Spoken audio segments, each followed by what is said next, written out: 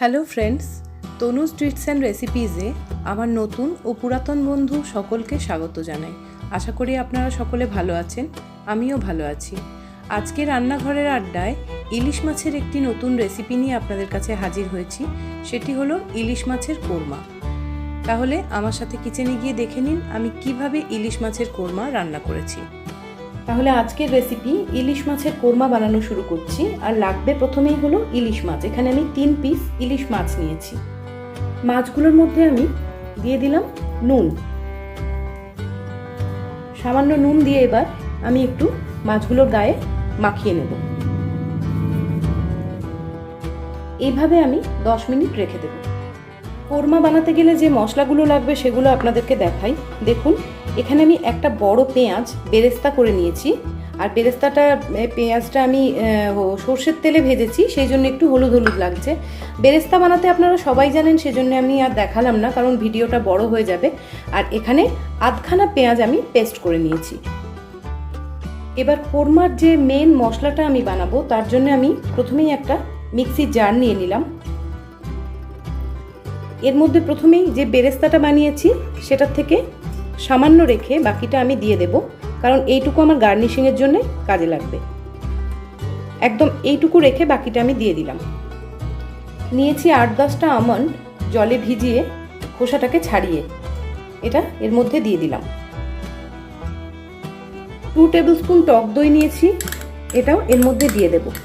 আমি আর বেশি কিছু মশলা ব্যবহার করব না, কারণ ইলিশ মাছে বেশি মশলা ব্যবহার করলে তার স্বাদ গন্ধ চলে যেতে পারে। ব্যাস, আমি এবার এটাকে খুব ভালো করে পেস্ট করে নেব। দেখুন বন্ধুরা, পেস্টটা রেডি করে নিয়েছি। আর এখানে কড়াইয়ের মধ্যে যে তেলটা দেখছেন, সেটাতে আমি বেরেস্তাটা ভেজেছিলাম। আর এটা 2 টেবিল স্পুন তেল ছিল। তেল গরম হয়ে গেছে।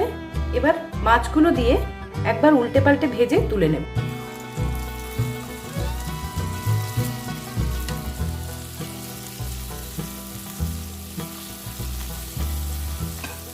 তো বন্ধুরা, মাছগুলো খুবই হালকা করে ভেজেছি। এবার মাছগুলো আমি প্লেটের মধ্যে তুলে নেব।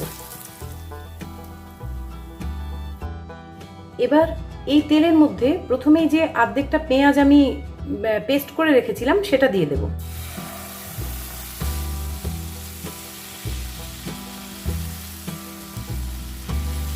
জাস্ট 2 থেকে 3 মিনিট আমি ভেজে নিয়েছি।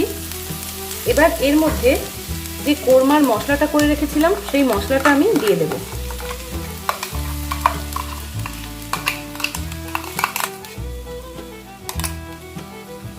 এবার আবার সবগুলো খুব ভালো করে মেশাবো। মশলাটা আবার 5 মিনিট মতন ভেজেছি। আর দেখুন, মিক্সির বাটিটাতে অনেকটা মশলা লেগেছিল, সেটা ধুয়ে আমি একটু জল দিয়ে দিলাম। জল দিয়ে আবার মশলাটাকে আমি একটু ভাজবো, যতক্ষণ না তেলটা একটু রিলিজ হচ্ছে। দিয়ে দেব স্বাদ মতো নুন।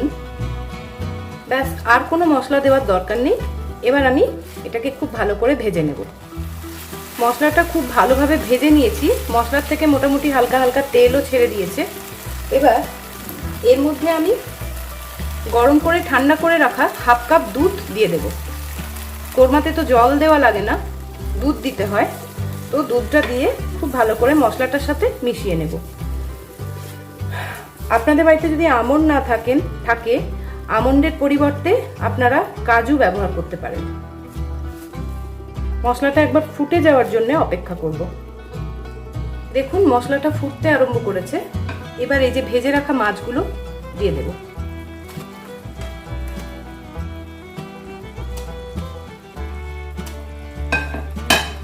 দিয়ে একবার উল্টে পাল্টে নেব।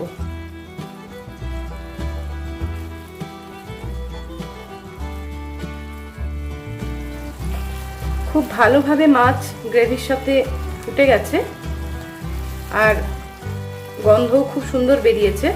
আপনারা অবশ্যই এই স্বাদের ইলিশ কোরমা একবার বানাবেন। রান্নাটাও আমার প্রায় শেষের দিকে। এবার আমি ওপর থেকে অল্প একটু বেরেস্তা ছড়িয়ে দেব।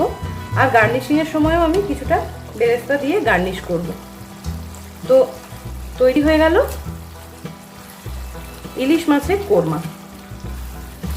আমি এবার এটা আপনাদেরকে পরিবেশন করে দেখাচ্ছি। তাহলে খুব সহজভাবেই তৈরি হয়ে গেল ইলিশ মাছের কোরমা।